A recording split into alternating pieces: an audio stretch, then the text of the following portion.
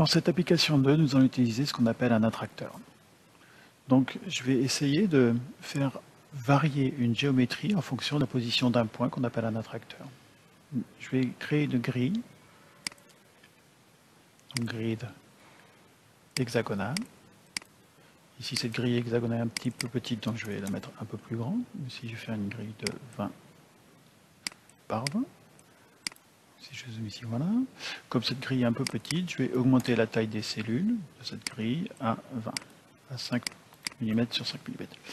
Ici, en C, j'ai la sortie, c'est les petites cellules C, là, et P, c'est les points au centre de chaque cellule. Donc un point qui serait placé ici. Je vais placer au centre de chacune de ces cellules un petit cercle.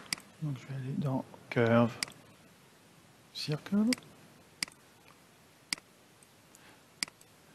Ici, j'ai un cercle que je vois apparaître ici, mais ils ont tous la même dimension. Ce que je voudrais faire, c'est que ce cercle, sa taille soit dépendante de la position d'un point dans la grille ici. Donc, je vais référencer un point dans Rhino. Je vais aller dans Rhino, je vais mettre un point que je pose ici. Et je vais le référencer dans Grasshopper. Je prends ici l'outil Param Geometry Point. Je clique et je fais bouton droit Set One Point et je vais sélectionner le point ici que j'ai dessiné dans Rhino. Ce point-là doit modifier le rayon du cercle. Pour ce faire, je vais mesurer la distance qui sépare ce point de chaque point de la cellule, les différentes cellules ici, et je multiplie par un coefficient en disant que plus je m'éloigne, plus le rayon sera grand. Donc pour mesurer la distance, il existe un composant qui s'appelle Distance, que je vais chercher, voilà, dans Vector, Distance. Et la distance mesure la distance entre le point et centre de chaque cellule et ce point-là.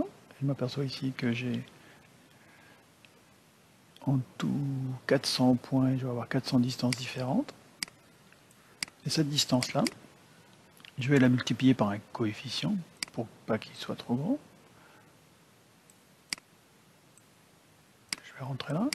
Et ce coefficient, je vais le multiplier par un slider, exemple 0,25. Et voilà.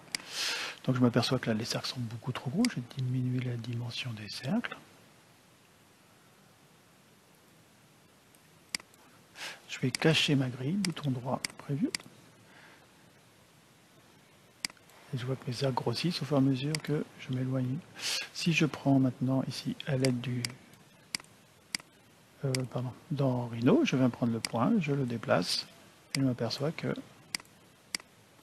si je déplace ce point dans Rhino, ça modifie la géométrie de mes éléments.